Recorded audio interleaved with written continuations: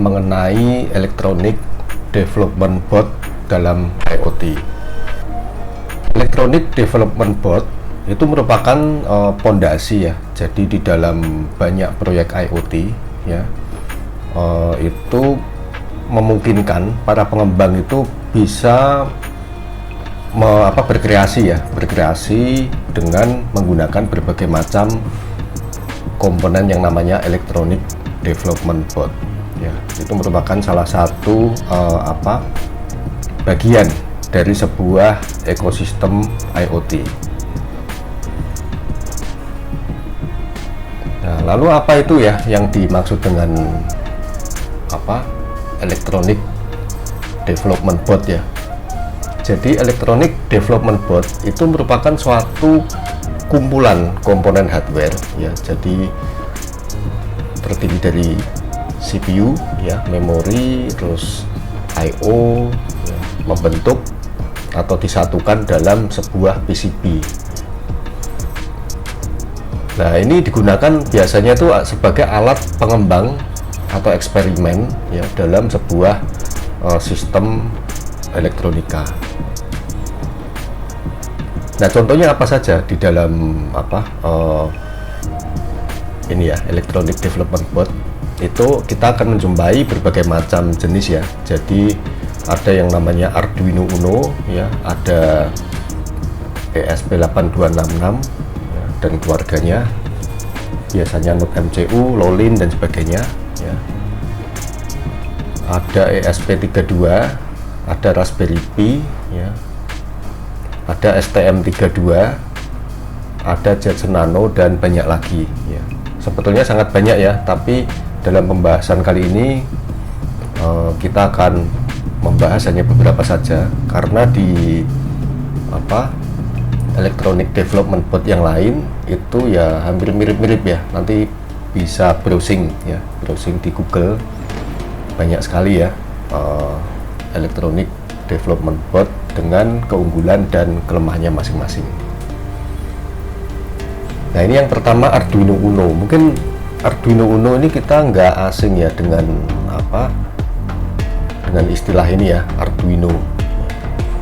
Uno ini salah satu tipenya. Jadi Arduino itu sebetulnya ada beberapa jenis ya. Ada Arduino Uno, ada Mega, Nano, Mini, Vio dan sebagainya.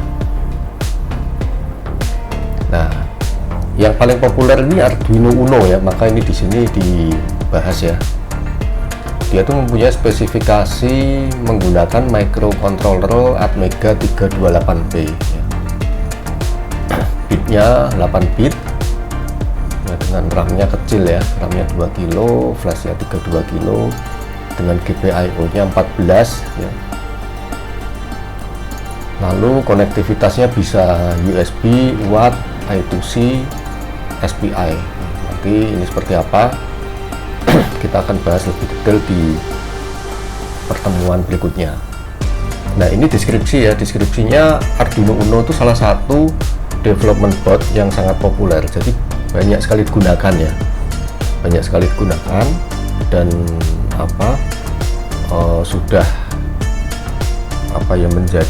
sempat menjadi istilahnya komponen yang besar ya, sangat besar, maksudnya sangat luas, digunakan sangat luas ya. Terus kemudian disusul oleh komponen-komponen yang lain. Yang kedua ESP8266 ya. ESP8266 ini spesifikasinya dia menggunakan Tensilica 32 bit RISC ya, CPU-nya Xtensa LX106. Jadi ini lebih canggih ya, lebih dikembangkan ya, dengan operasi tegangan 3,3 volt, flash memorinya 4 mega ya, GPIO nya sudah 16 ya, ada 16, dengan konektivitasnya sudah bisa WiFi ya, GPIO, I2C, SPI, Watt ya. Nanti mungkin kita akan praktikumnya menggunakan ini ya, menggunakan ESP8266, karena di samping harganya yang juga tidak terlalu mahal, terus spesifikasinya cukup lah ya untuk kita melakukan praktikum atau membuat suatu karya IoT. Nah, ini deskripsinya ya. ESP8266 ini adalah sistem on chip atau SoC yang terintegrasi dengan modul WiFi. Jadi udah ada WiFi-nya ya. Nanti dengan alat yang kecil itu kita bisa connect ya menggunakan WiFi. Nah, ini sangat cocok untuk proyek IoT dengan konektivitas internet. Lalu ada ESP32. ESP32 ini hampir mirip ya dengan ESP Note MCU 8266 ya, ESP8266 Note MCU mirip, cuman bedanya di sini ada beberapa spek ya, GPIO-nya lebih banyak ya, dan ini sangat powerful ya. Jadi ESP32 ini sangat powerful ya. Tentunya harganya juga lebih mahal daripada ESP8266.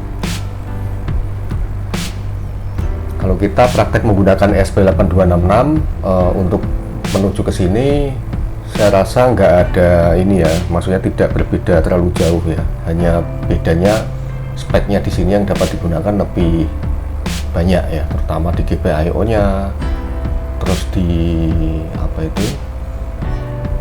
konektivitas sama ya, WiFi, dia bisa Bluetooth dan sebagainya.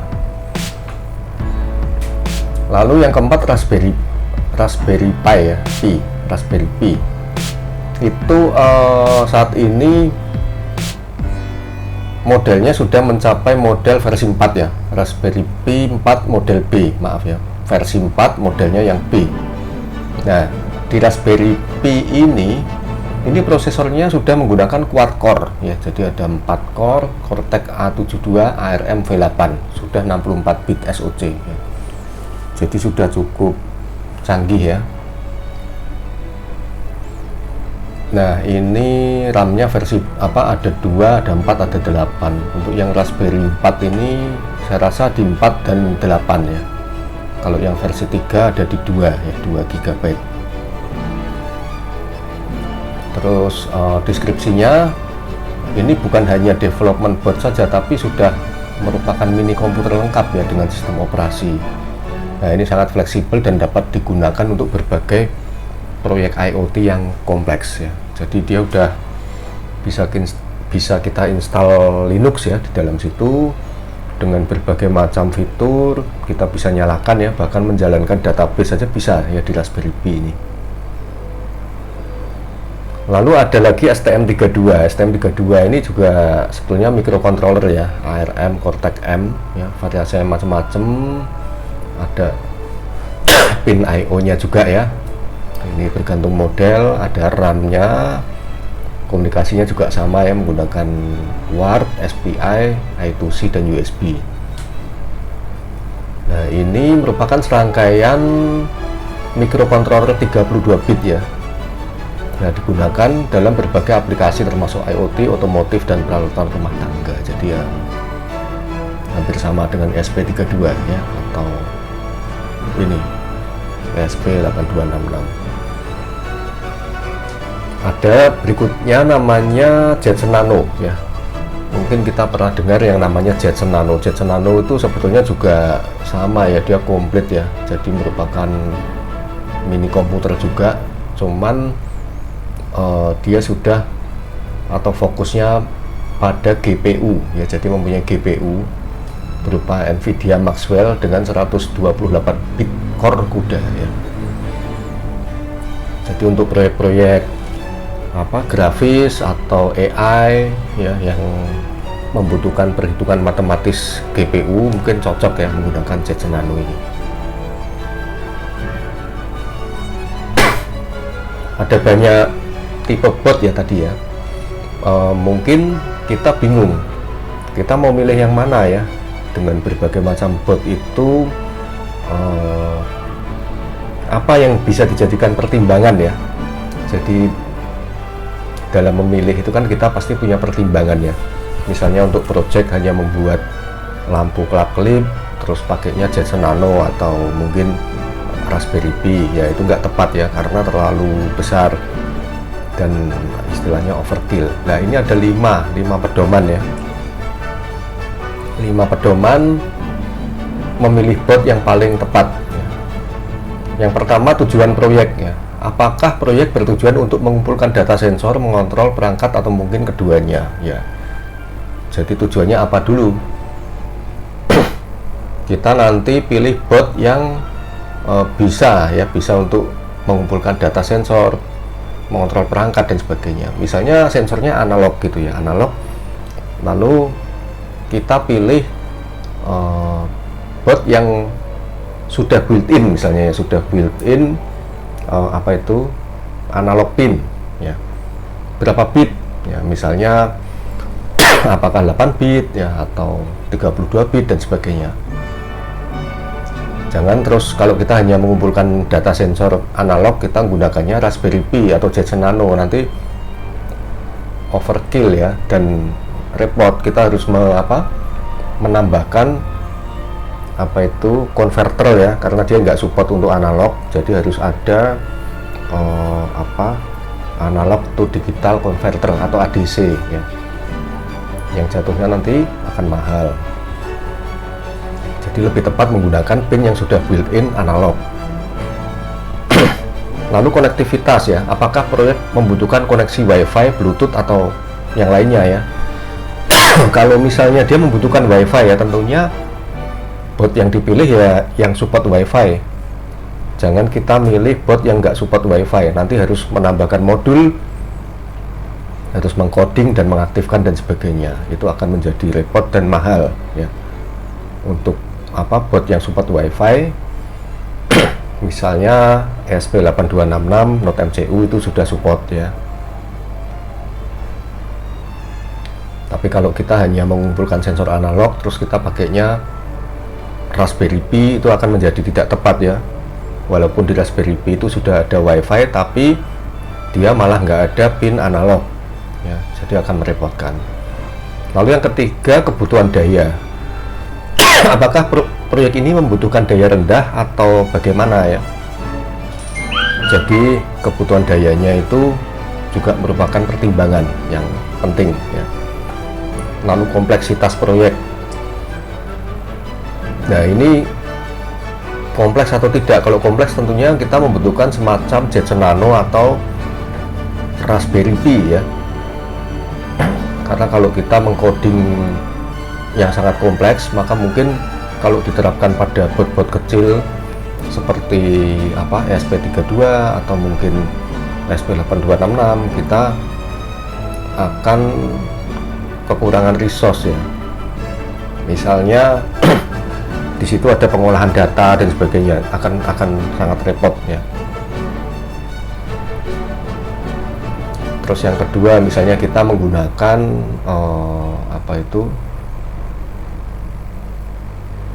Raspberry Pi untuk pengolahan grafis ya, memang bisa, tapi prosesornya akan nggak maksimal gitu ya, akan lebih maksimal jika menggunakan Jetson Nano. Lalu yang penting lagi ya, yaitu budget ya. Budgetnya itu berapa ya, anggaran yang akan digunakan untuk membuat proyek IoT itu. Tentunya kalau hanya untuk hal sederhana, terus dibudgetkan juga kecil ya, kita nggak mungkin memilih bot yang mahal ya, dengan fasilitas-fasilitas yang tinggi. Demikian pula sebaliknya, kalau misalnya budgetnya cukup dan kompleksitasnya memang cukup kompleks ya, tentunya kita akan memilih bot yang sesuai. Nah, dari 5 ini kita juga ada pedoman lain, yaitu spesifikasi ya, yang harus diperhatikan ya, dalam memilih development bot ya untuk proyek IoT kita. Yang pertama itu bit ya, berapa bit? Apakah 8 bit, 32 bit ya, atau 64 bit yang kita butuhkan. Jadi di sensor analog itu misalnya ya, penggunaan bitnya itu kadang kalau bitnya kecil ya, dia ketelitiannya juga kecil gitu ya. Kalau bitnya semakin lebar, ketelitiannya lebar. Juga segi kecepatan, terus segi pemrosesan, bahasa pemrograman yang kita jalankan itu butuhnya berapa bit ya. Ini menjadi faktor pertimbangan yang sangat penting. Kemudian RAM ya, atau memori ya. random access memory. Ini menjadi hal penting juga ya, karena berapa RAM yang kita butuhkan ya. Kalau terlalu kecil nanti lambat, bahkan nanti crash ya, bisa hang dan sebagainya. Atau mungkin kalau proyeknya kecil, kita membutuhkan RAM juga nggak terlalu besar ya, nanti berkaitan dengan budget juga ya. Kalau kita membeli board yang RAM-nya gede tapi kebutuhannya kecil, kan akan sia-sia atau overkill. Lalu flash memory ya, jadi aplikasi yang kita flash di dalam memorinya ini seberapa besar ya. Kalau dia besar maka akan membutuhkan flash memory yang lebih besar ya. Kemudian GPIO ini pin IO nya itu berapa, kita akan mengendalikan berapa perangkat gitu ya. Kalau semakin banyak perangkat yang kita butuhkan atau kita kendalikan, itu kita membutuhkan GPIO yang lebih banyak. Kemudian konektivitas board IoT ya, ini menggunakan apa, apakah menggunakan USB atau menggunakan WiFi atau mungkin menggunakan apa itu I2C dan sebagainya. Ini harus kita pertimbangkan ya.